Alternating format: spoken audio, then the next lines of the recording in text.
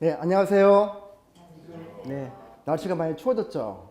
요즘에 많이 움직이기가 쉽지 않은 것 같아요. 지금 그 오늘이 이제 12월하고 중순 좀 왔죠. 이제 한 달 반 정도 있으면 2018년이네요.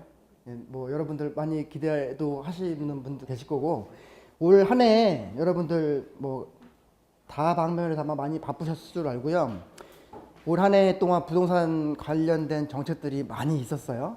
많이 바뀌었고 거기에 따라서 시장도 계속 많이 바뀌어 있고 지금 일반 부동산 시장에서도 관망 추세들이 있고 매도자들은 오히려 물건을 좀 안 내놓고 매수자들은 지금이 타이밍인가. 오히려 저하고 상담하시는 분들 보시면 캐시를 갖고 계신 분들이 불안해하세요. 그러신 것 같아. 지금 들어가는 타이밍이 맞습니까? 그대로 있는 건 아닌 것 같은데 뭔가를 잘 해놔야 되는데 심어놔야 되는데 어떻게 하면 좋겠습니까? 라는 질문들을 지금 상당히 많이 받아요. 그런데 제가 오늘은 다른 주제의 특강이지만 제가 다른 특강들을 이렇게 하다 보면 그 학습 효과라는 말씀 아시잖아요. 그렇죠? 이미 뭐 파리 때도 여러분들이 경험을 하셨을 거고 그 전에도 여러 가지 정책들이 있었는데 학습 경험이 있고 투자 경험이 있으신 분들은 지금 들어가세요. 그분들은. 그렇죠? 그 예전에 한번 제가 그런 말씀을 드렸어요.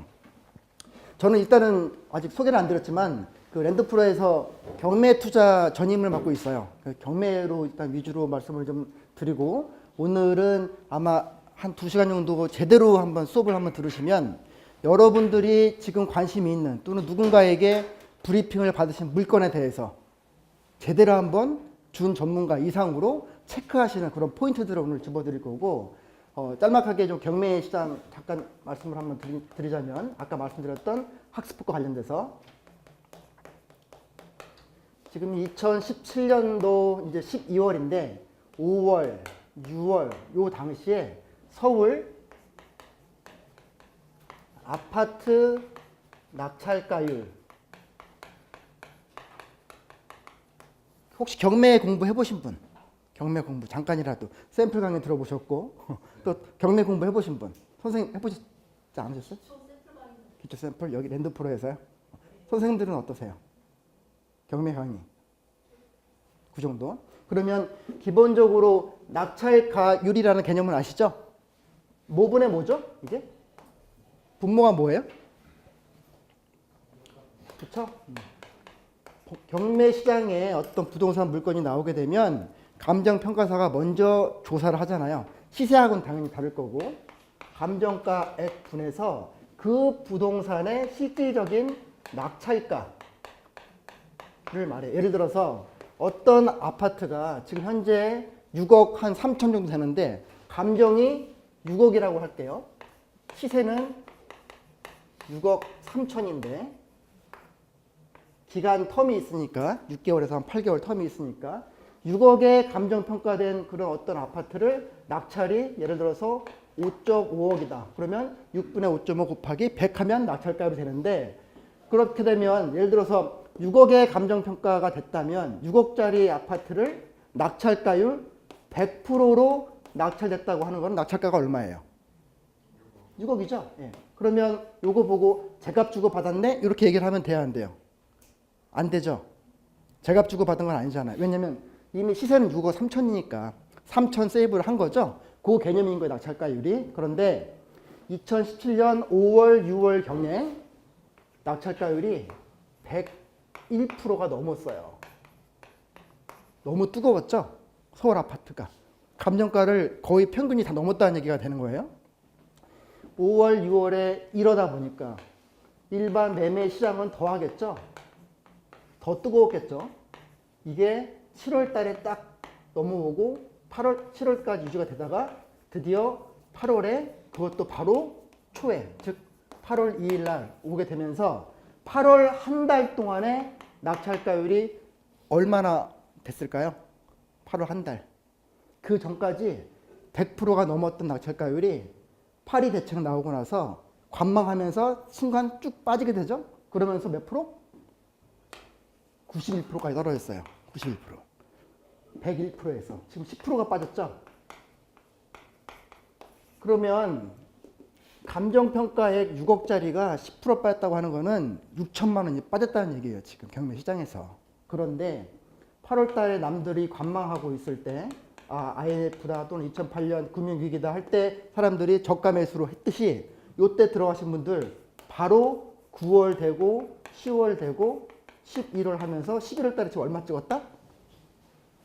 다시 요거 복귀했어. 다시 지난달 한 달 동안에. 그리고 요 사이에는 95%, 97% 이 정도 수준. 그러니까 이게 바로 일반 매매 시장이든 경매 시장이든 투자를 많이 해보셨던 분들은 요거를 아는 거예요. 요거. 그래서 어차피 나중에 올라가. 조금 더 장기적으로 가볼까요? 문재인 정부 5년인데 뭐 주택임대차 아니 5년 동안 임대사업자 내고 나중에는 어차피 지금 못 올라간 것들이 그때 와서 올라갈 거다. 요 판단을 하시는 거죠. 지금 시장이 이렇게 흘러가고 이미 여기까지 왔어요. 그래서 요 타이밍에 들어가신 분들은 훨씬 더 이익이었겠죠. 오늘 공부하실 부분은 저도 이제 공인중개사이고 컨설팅을 위주로 하고 있지만 혹시 여러분들 중에서 지금 현업 공인중개사이신 분 계세요? 현업 살짝만 이렇게 안 계세요? 다 그냥 일반 투자자 입장에 계신 거예요? 그러면 아무래도 처음에 이제 투자하실 때는 아파트나 다세대를 많이 들어가실 건데 그런 물건에 대해서 어떻게 분석을 하는 게 제대로 하는 걸까? 그런 것들을 오늘은 시뮬레이션으로 들어갈 거예요. 시뮬레이션으로. 한 번씩 해보신 분들도 계시겠지만 저는 지금 드림에서 대표 맡고 있고요. 그 다음에 일반 금융회사들이나 또 부동산 중개법인에서 자문을 맡고 있어요. 뭐 지자체에서 강의도 하고 있고 그렇게 진행을 하고 있고요. 일단 요거부터 잠깐 체크를 할게요. 지난번에 이제 수업을 한두 번 오신 분들도 계시겠지만 제가 한 30초만 드릴 테니까 여러분들이 여기에 해당되는 개수가 몇 개 정도 되시는지 일단 잠깐만 볼게요. 여러분들이 부동산에 얼마나 많이 관심이 있고 얼마나 많이 준비를 하고 있는지를 제가 한번 잠깐 보려고 하는 거예요. 체크를 잠깐 해보세요.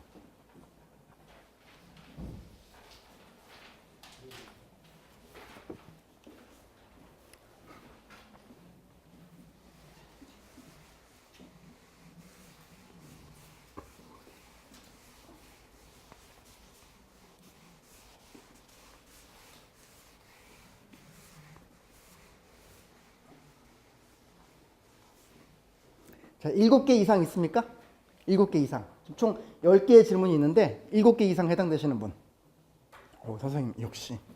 이렇게 한 분 계세요. 그리고 5개 이상. 오늘 오신 분들 수준이 상당히 높아요.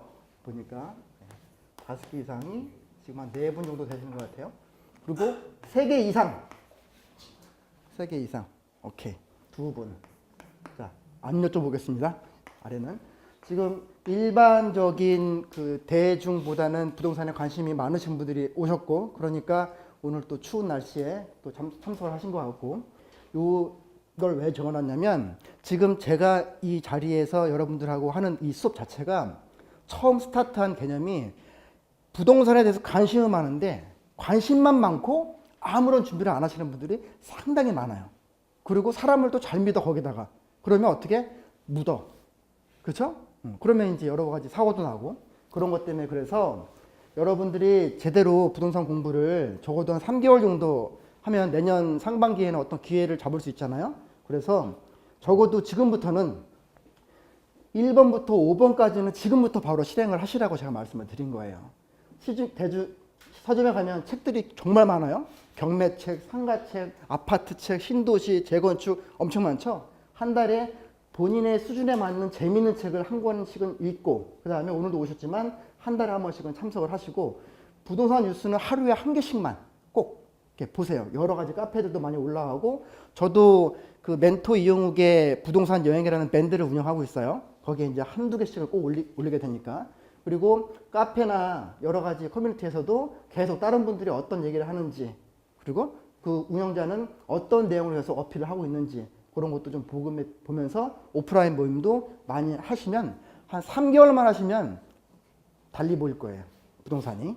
그래야 기회를 찾으니까. 그래서 기본적으로 오늘 하고 있는 이 수업 자체가 처음에는 부동산 초보를 위한 강의로 시작을 했지만 중간중간에 들어가게 되면서 초보가 아닌 분들이 공부하시는 분들이 이런 게 생겨요. 다음 주에 할 거. 이때는 참고로 저희 송년회를 할 거예요. 네, 저희 이분들 모여서 여기 이제 경매를 할 때 우리가 주로 보게 되는 3대 권리분석 서류인데 요 세 개만 제대로 잘 보더라도 경매 전체가 어떻게 움직이는지를 볼 수가 있거든요. 요 세 개에 대한 내용을 한번 꼼꼼하게 한번 짚어보는 시간을 가질 거고 요 날도 좀 중요한 날짜죠. 2018년 부동산 경매 시장 전망 및 성공 투자 포함해서 세금 얘기도 할 거고 부동산 관련된 소송 얘기도 할 거고 상가 관심 많죠. 또 건축 상식 이런 부분도 관심이 많으시니까 이런 스타일로 초급에서 한 중급 정도 분들이 부동산에 대한 어떤 인사이트를 가질 수 있게끔 이렇게 하는 겁니다. 자, 오늘 수업은 말씀드렸다시피 시뮬레이션을 제가 할 거예요. 첫 번째 수업이 관심 있는 물건 전문가처럼 셀프 진단하는 분석 방법이에요. 아마 여러분들이 지금 머릿속에 누군가가 지금 어디 서울 모초에 있는 그 역세권에 있는 24평짜리 아파트 요거를 추천했는데 이걸 과연 들어가는 게 맞을까 아닐까? 그쵸? 그리고 조금 동떨어져 있는 뭐 자기 실투자 금액이 4천만 원밖에 안 되는 어떤 다세대가 있다는데 요거를 지금 내가 들어가는 게 맞아 틀려 요 얘기를 할 거예요 오늘. 자, 첫 번째 지난번에 오신 분 한 분밖에 안 계시니까 요 얘기를 잠깐 좀 할게요. 지금 아마 여러분들이 원하는 타입의 부동산이 대부분은 이 안에 있을 거예요. 부동산이. 그렇죠? 제일 많이 원하시는 분들이 아파트겠죠? 그리고 그 다음에 하시는 분들이 빌라. 그렇죠? 용어를 제대로 쓰자면 다세대가 되겠죠? 그리고 이제 처음으로 투자를 한다 하시던가 또는 관리를 조금 편하게 하시고 싶으신 분들은 오피스텔, 초역세권. 요거는 이제 아무래도 제가 주로 요즘에 하는 이제 부분들이 5억에서 한 10억 정도 가지고 계시는 이제 은퇴를 앞두신 또는 애들을 좀 키우신 분들인데 많이 하시는 게 꼬마 빌딩 내지 다가구, 상가주택 그런 내용들. 그 다음에 요거는 뭐예요? 뭐로 보여요? 상가로 보이죠? 이것도 상가잖아요, 그럼. 그죠? 그럼 이건 뭘까요? 여러분이 원하시는 건물인 거죠, 건물. 그쵸? 500억이든 1000억이든 좀 아직은 먼 얘기 같죠? 근데 꼬마 빌딩도 요즘 많이 있으니까. 이게 이제 빌딩이고, 그리고 구분 상가들, 그리고 단독주택, 창고나 공장이나 토지까지. 분명히 요 안에 있을 건데, 대부분은 특히 소액 투자를 했을 때는 요 셋 중에 하나로 다 걸러져요. 다. 거의 80% 이상이. 그렇죠? 아마 여러분들도 거의 마찬가지실 것 같고. 그래서 보게 되면 우리가 그 시뮬레이션이기 때문에 아파트를 하나 고를 거예요. 2교시 때. 자, 아파트를 고르는 이유는 여러분도 아파트 지금 아파트 만약에 3번 투자하신다면 아파트 하고 싶으신 분 3번 중에 한 번. 3번 중에 한 번 아파트다. 그렇죠?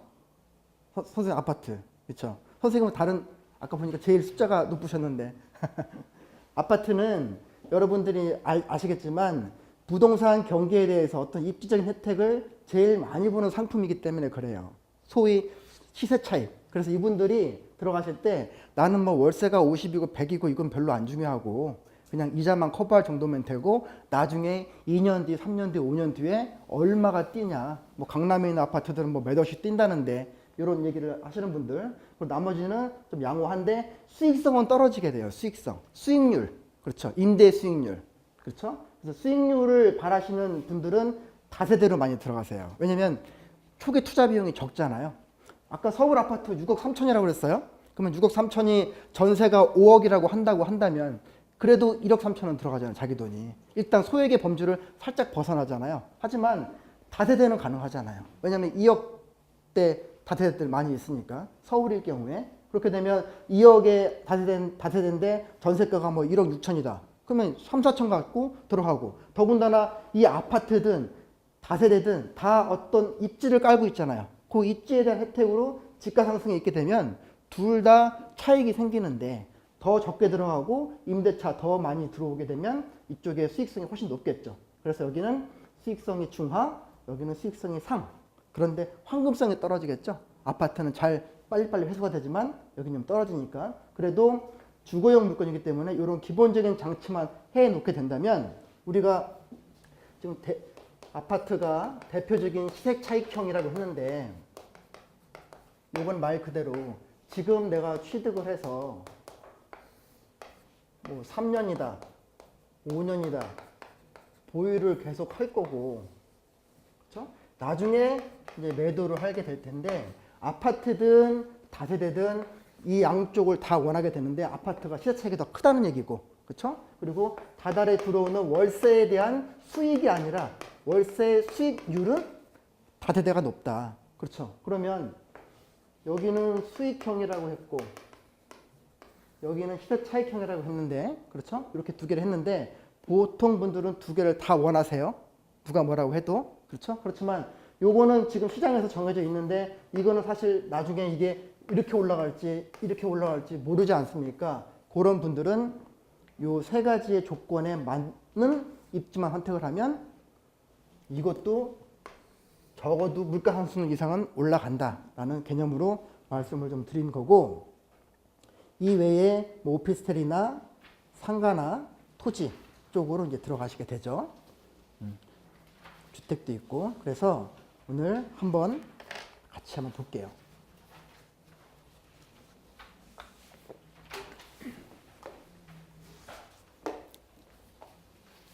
자, 일단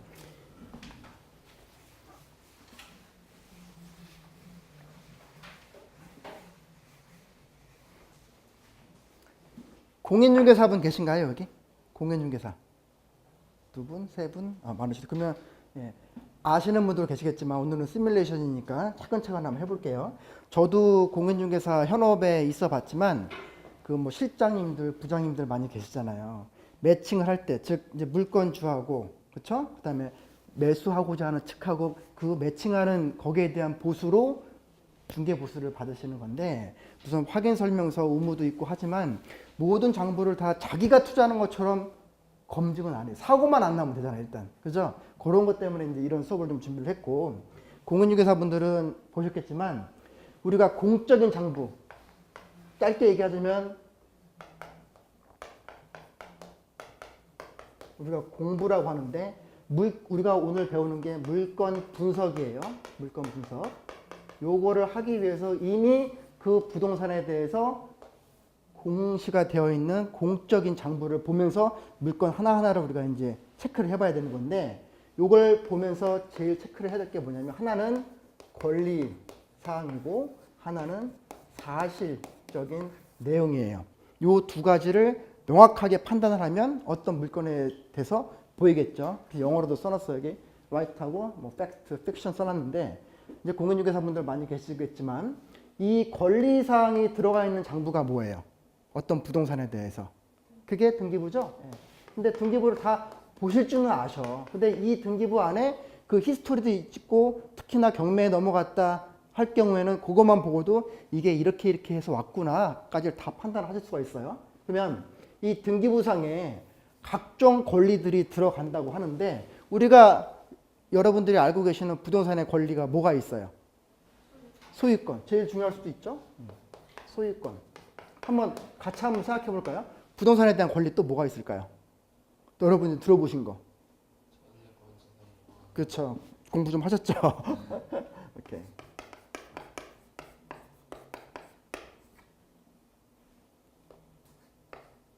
지금 좀 전에 말씀하신 게 전세권하고 지상권하고 또 뭐 있죠? 저당권?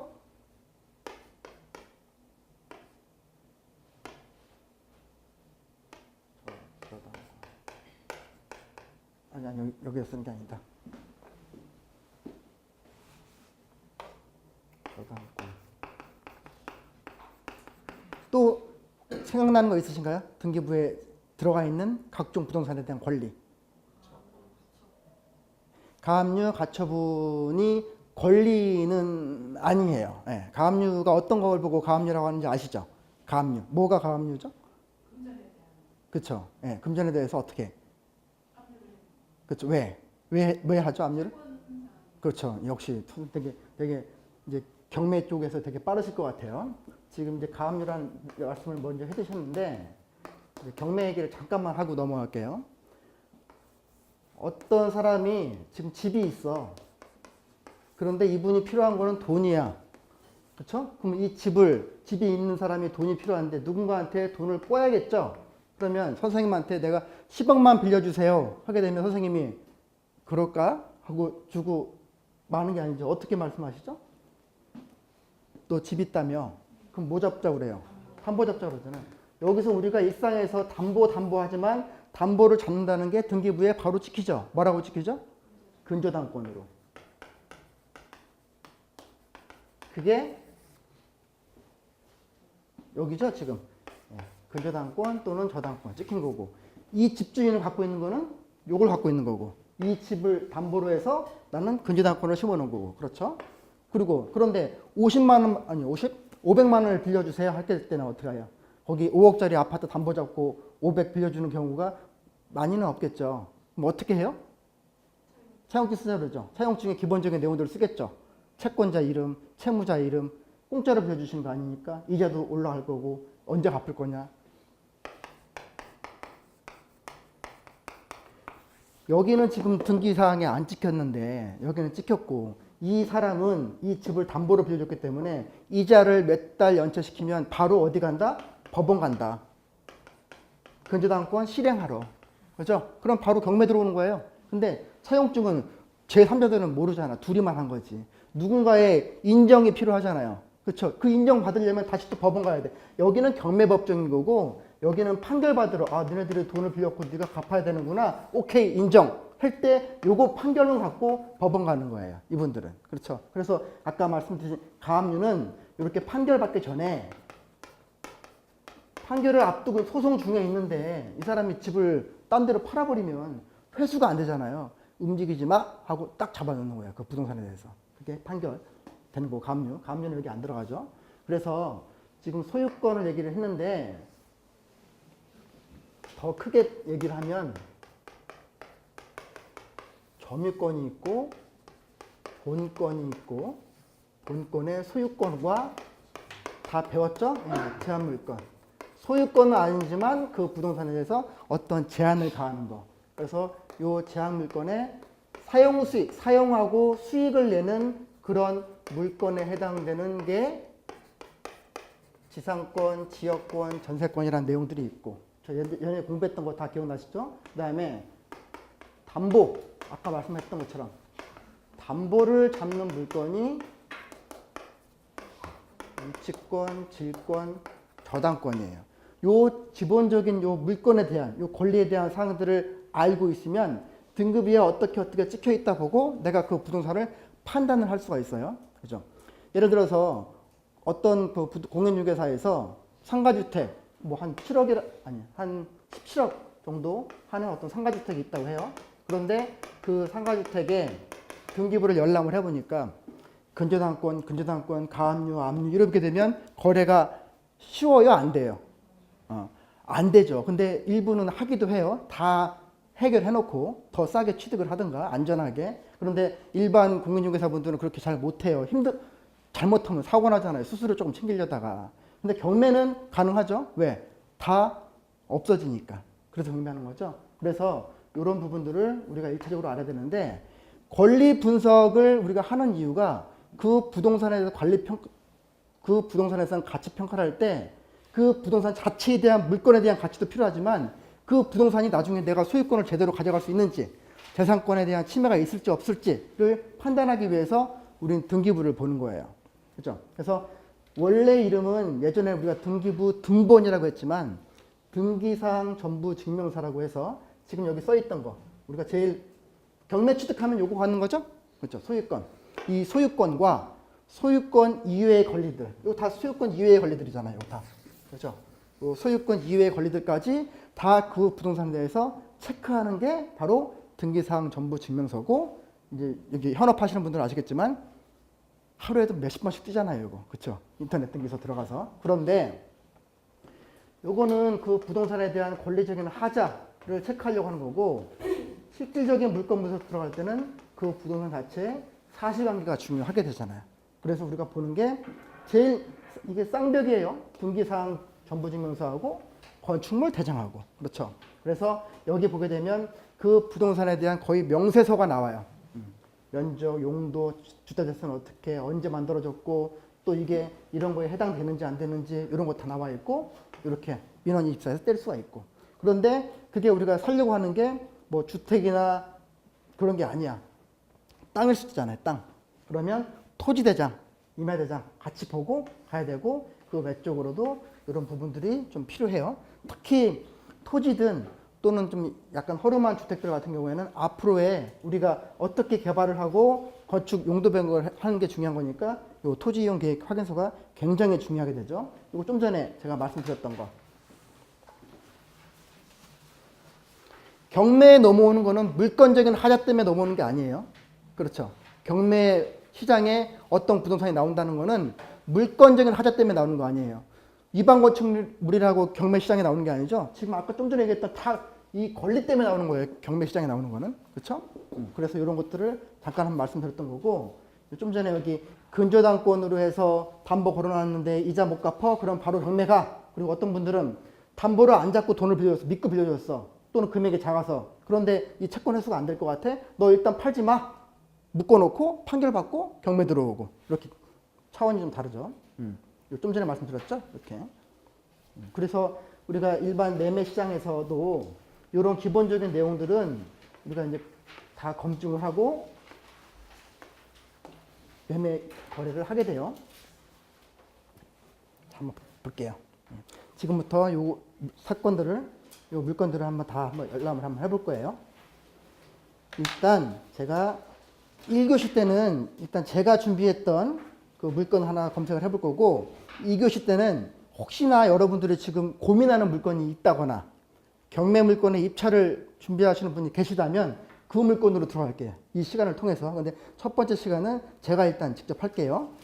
참고로 이렇게 공인중개사분들 계시니까 공인중개사분들은 조금 더 쉬울 수 있어요. 하지만 차근차근 한번 같이 한번 검토를 한번 해보겠습니다. 일단 그 등기부라고 할 때 우리가 물론 뭐 등기소 가서 뗄 수도 있지만 인터넷 등기소 있잖아요. 떼보셨죠? 네, 떼보셨죠? 오케이. 자, 그래서 제가 사례를 한번 보겠습니다. 이게 첫 번째 제가 준비했던 사례인데, 지금 보여지는 화면은 경매 물건이에요. 경매 물건이지만 여러분들한테 전달해 드리고 하는 이유 중에 하나는, 여러분이 만약에 성북구에 있는 어떤 아파트에 뭐 중저가는 아니겠죠. 중정도 하는 그런 아파트에 브리핑을 받았어. 여기를 투자해야 될까 말까. 경매 시장이 아니라. 그리고 그게 지금 3층이래. 로열층은 아닌데 3층이야. 가격은 물어보니까 호가로는 뭐 얼마 정도가 돼 있을 건데 이 물건에 과연 지금 들어가는 게 맞아? 틀려? 또는 괜찮을까? 요거를 판단해 보려고 하는 거예요. 그러면 일단 이 부동산에 대해서 권리부터 봐야 되잖아요. 권리상. 그렇죠? 우리 당연히 그 중개사무소 통해서 권리를 보겠지만, 그러면 일단 인터넷 등기소를 한번 같이 한번 가볼게요.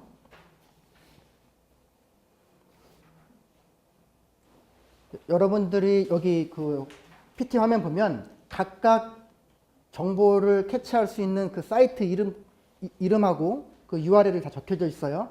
그걸 혹시라도 안 해보신 분들은 한 번씩 꼭 해보시길 바라고. 자, 권리사항 조금 늦게 보고 그 사실관계에서 건축물 대장부터 좀 볼게요.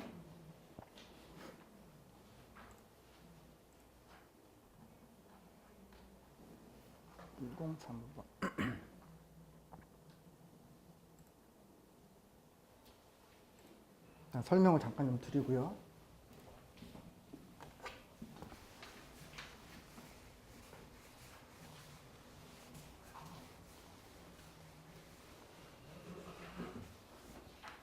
우리가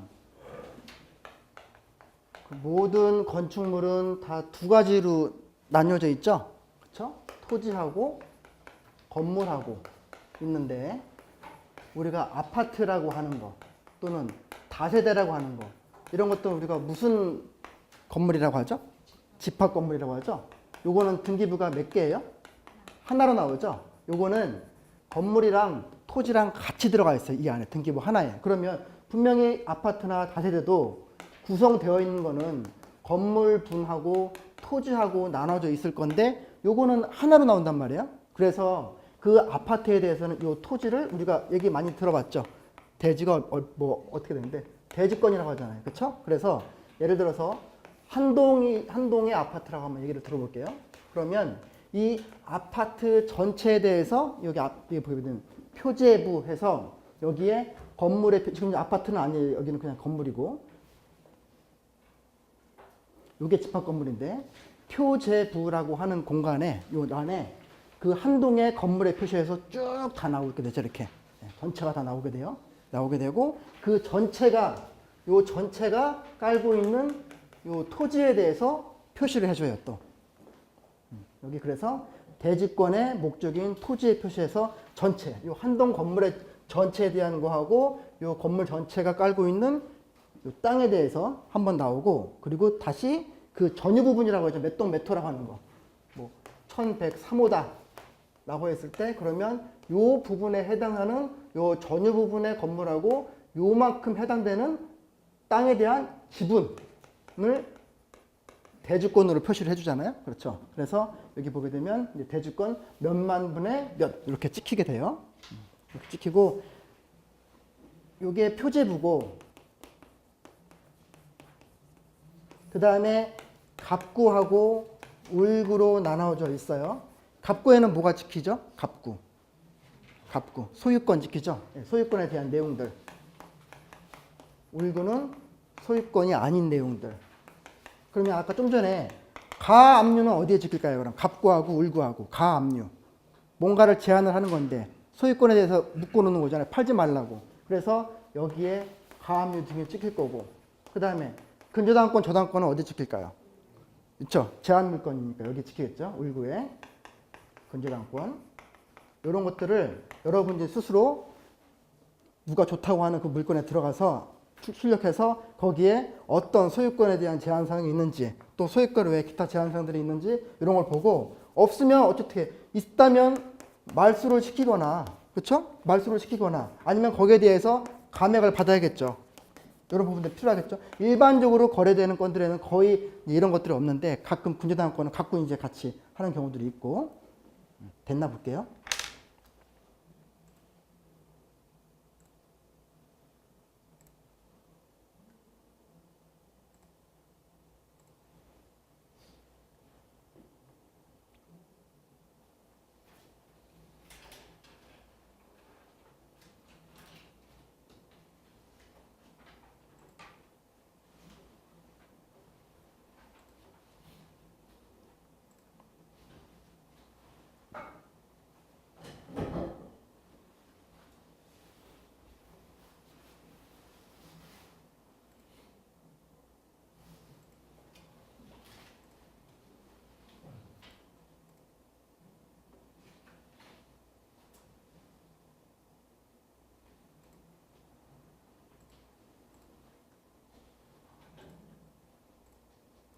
아직 연결이 안 되네요.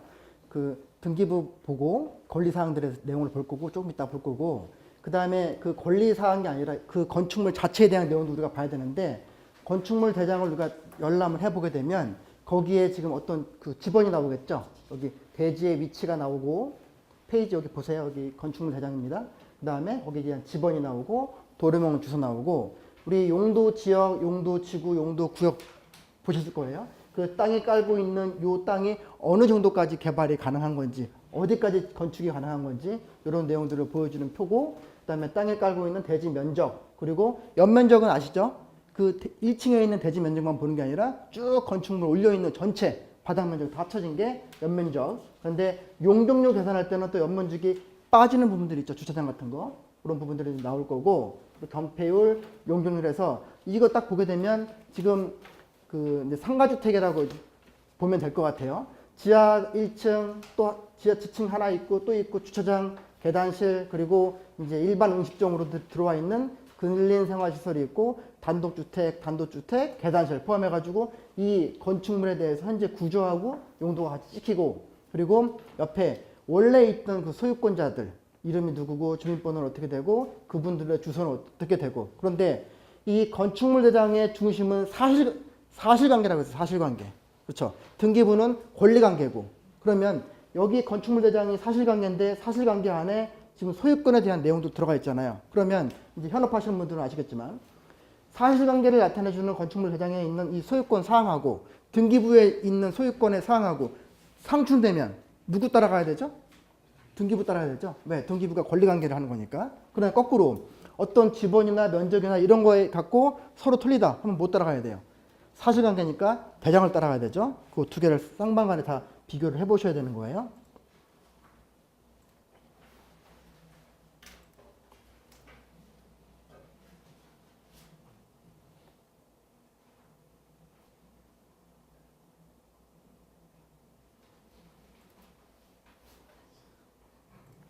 대장 먼저 한번 볼게요.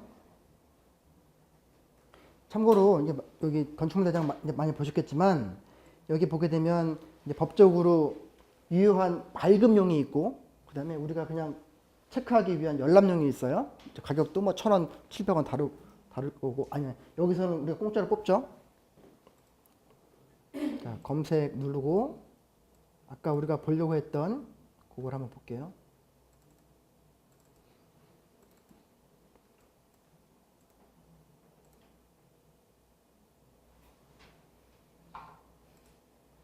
지번으로 보겠습니다.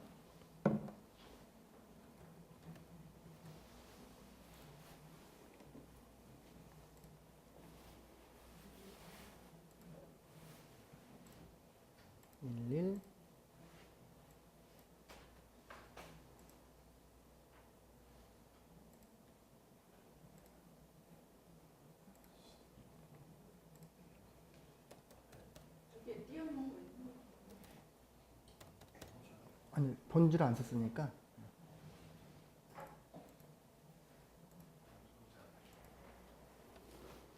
이렇게 민원 24 들어가셔서 거기 해당되는 지번 쓰시고 이제 하나하나 이게 하라는 대로 여기 들어가시면 돼요. 여기 지금 이편한 세상이고 동이 107동 304호. 그럼 여기서 107동 누르시고 그다음에 304호 이거 눌러놓고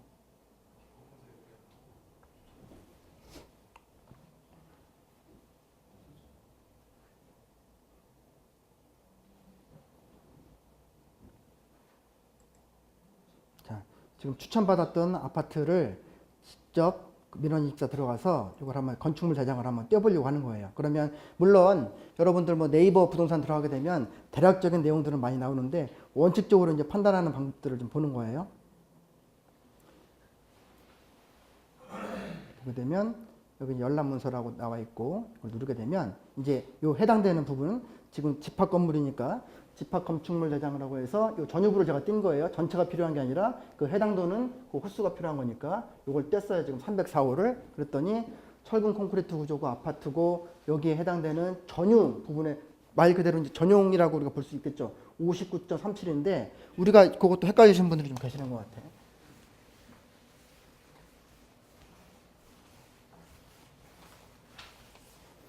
여기 PT에 제가 써놨을 거예요. 이 부분에 우리가 보통 아파트 할 때 몇 평형이라고 하는 그 면적이 여기 보게 되면 공급 면적, 전용 면적, 계약 면적 여러 가지가 있는데 그 몇 평형이라고 하는 게 무슨 면적이에요? 몇 평형? 이거죠, 이거. 그렇죠. 근데 아까 건축물 대장에서 위에 전유 부분이라고 한 거는 지금 요걸 얘기하는 거예요, 요거. 그렇죠. 자기만 쓰는 거. 방, 거실, 주방, 화장실 등 자기 것만. 그런데 요 전유 부분에다가 주거 공용 면적을 같이 합해줘요. 그렇죠? 계단이라든지 이런 것들 부분들. 그래서 그 부분을 보게 되면 전유 부분이 59.37이고 여기 벽체, 계단, 복도 요게 주거 공용 면적이에요. 주거. 그래서 요거랑 여기 18.9죠. 18.9하고 59. 얼마하고 요 두 개 합친 게 이제 전용 면적이 되는 거예요. 여기서. 그렇죠? 그다음에 부대 시설까지 포함된 게 이제 그렇게 두 개 합친 게 이제 공급 면적으로 해서 몇 평형이 되는 거죠, 그게. 그리고 여기 뭐 노인정이라든지 관리사무소라든지 이런 것까지 같이 포함하게 되면 그거는 이제 계약 면적이 되는 거예요. 몇 평형이라고 하는 거는 위에 있는 공급 면적이 되는 거고. 그렇게 보고 나머지 보게 되면 여기 뭐 주차장이 있고 있고 또 주민 공동시설, 경로당, 보육시설 몇 평 나와 있고 여기에 대한 소유권자가 뭐 몇 년생이고 지금 어디 살고 있고 이런 내용들이 있고 그 소유권 이전된 거. 지금 건축물 대장이지만 요 권리관계하고 등기부하고 우리가 같이 매치해봐야 되는데 틀릴 경우에는 등기부가 우선이라는 거 그거 이제 보시면 돼요. 이 건축물 대장 같은 경우에는 물론 집합 건물일 때도 중요하게 봐야겠지만 특히 단독주택일 때는 더 유심하게 잘 봐야 돼요.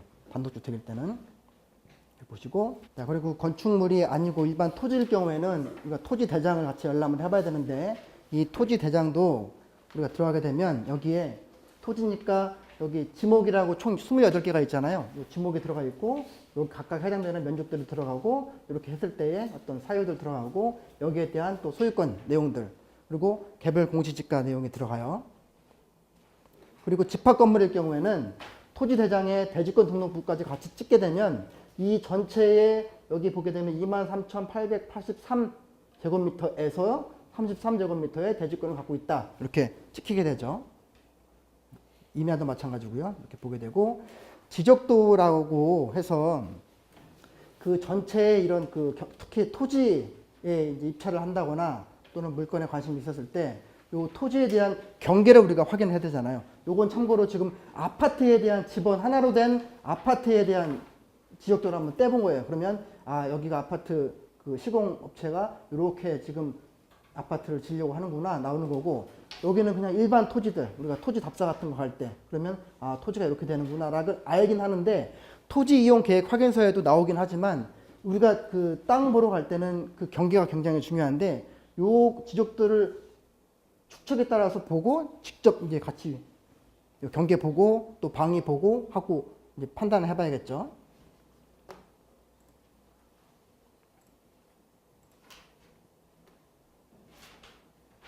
등기부가 계속 이렇게 되네요. 그리고 이제 혹시 여기 뭐 전답은 아무래도 소규모 평수가 좀 많긴 한데, 임야일 경우에는 막 몇십만 평 되는 건들이 많이 있잖아요. 그런 것들은 예전에 있는 그 땅 주인분들이 상속하시는 분들이 많아서 그 경계가 정확하지가 않아요.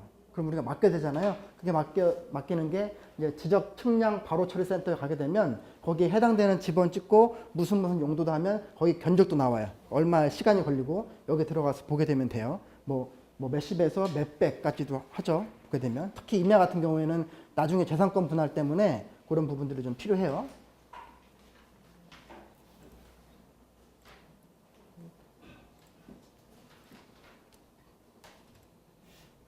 등기를 한번 보여드리려고 했는데 지금 계속 자료 열람이 좀 안 되네요, 지금.